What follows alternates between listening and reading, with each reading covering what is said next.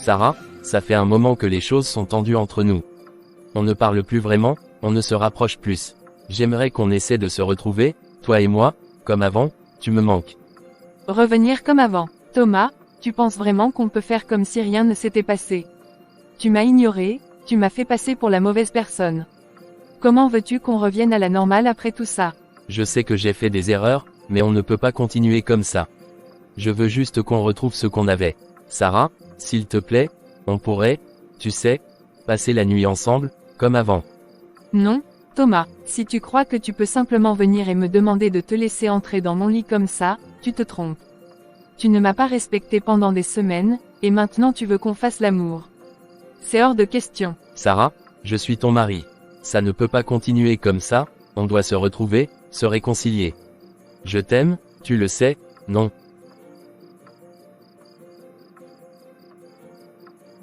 Peut-être, mais l'amour ne suffit pas toujours. Si tu penses que tout va bien simplement parce que tu dis que tu m'aimes, alors tu es bien naïf. Je ne vais pas te laisser me toucher tant que tu ne réalises pas ce que tu m'as fait subir. Mais ça fait un mois.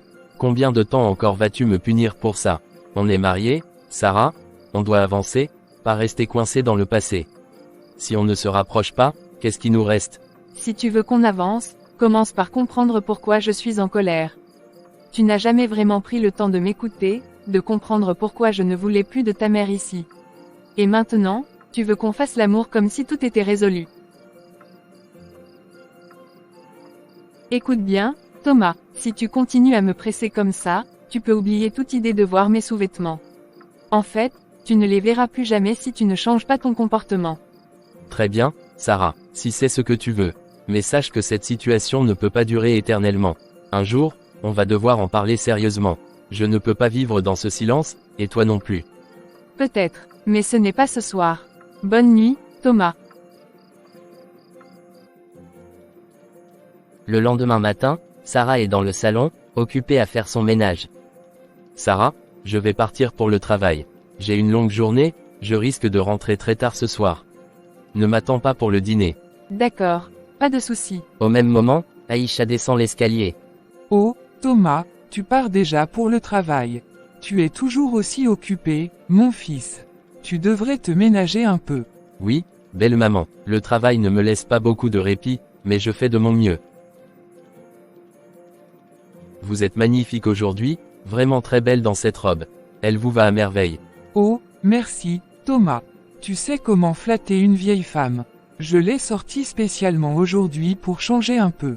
Vous ne vieillissez pas du tout, belle maman. Vous êtes toujours aussi rayonnante. Bien sûr, maman, raison pour laquelle tu dois quitter cette maison et te trouver un mari. Sarah, prends soin de toi aujourd'hui. On parlera ce soir, si tu veux. Oui, bien sûr. À ce soir, belle maman. Profitez bien de votre journée avec Sarah. À ce soir, Thomas. Bon courage au travail. Il est vraiment charmant, ton mari. Un homme si attentionné. Tu as beaucoup de chance, ma fille. Elle est vraiment belle, si seulement c'était une autre époque, sans les complications. Si c'était l'ancien temps, je lui aurais sûrement couru après, j'aurais peut-être même déposé sa fille juste pour avoir une chance avec elle. C'est insensé, elle est ma belle-mère, et Sarah est ma femme. Qu'est-ce qui me prend ?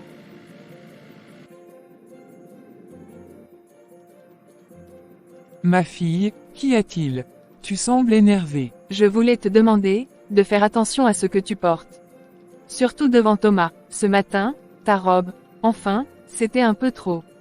Trop, comment ça? Je ne comprends pas. J'étais simplement habillée, comme d'habitude. Ce que je veux dire, c'est que tu es une belle femme, maman, mais ce genre de vêtements, ça attire l'attention. Surtout celle de mon mari. Je ne veux pas qu'il se sente distrait par ça. Sarah, ma fille, tu es en train de me dire que je ne devrais plus m'habiller comme je l'entends chez toi, parce que tu as peur que ton mari me trouve trop attirante.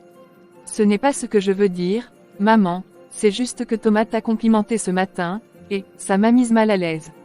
Sarah, écoute-moi bien. Je suis ta mère. Jamais je ne voudrais interférer dans ton mariage ou attirer l'attention de ton mari. Si Thomas m'a fait un compliment, c'était par pure politesse. Ne te fais pas de mauvaises idées. Peut-être, mais je ne veux pas qu'il se sente attiré par autre chose que moi. Il est mon mari, pas ton admirateur. Sarah, tu n'as aucune raison de t'inquiéter. Si tu n'as pas confiance en ton mari, ce n'est pas en me demandant de changer ma manière de m'habiller que tu régleras ça. C'est une question de respect mutuel entre vous deux. Maman, je te demande juste de ne plus porter ce genre de tenue. C'est tout ce que je te demande.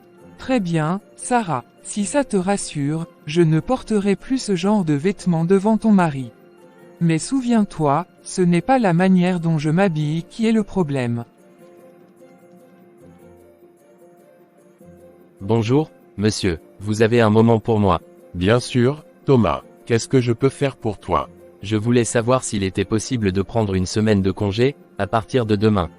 J'ai des affaires personnelles à régler, et je pense que ce serait mieux pour moi de m'en occuper rapidement. Une semaine? C'est assez soudain. Y a-t-il quelque chose de grave dont tu aimerais parler? Rien de grave, juste des affaires de famille. J'ai besoin de ce temps pour tout régler correctement. Je reviendrai ensuite, prêt à reprendre le travail à 100%. Très bien, Thomas, si tu as besoin de une semaine, prends-le. Assure-toi simplement que tout est en ordre avant de partir. J'espère que tes affaires de famille se régleront rapidement. Merci, monsieur Lefebvre. Je vous promets que tout sera en ordre avant mon départ. Prends soin de toi, Thomas. Je te fais confiance pour gérer ça.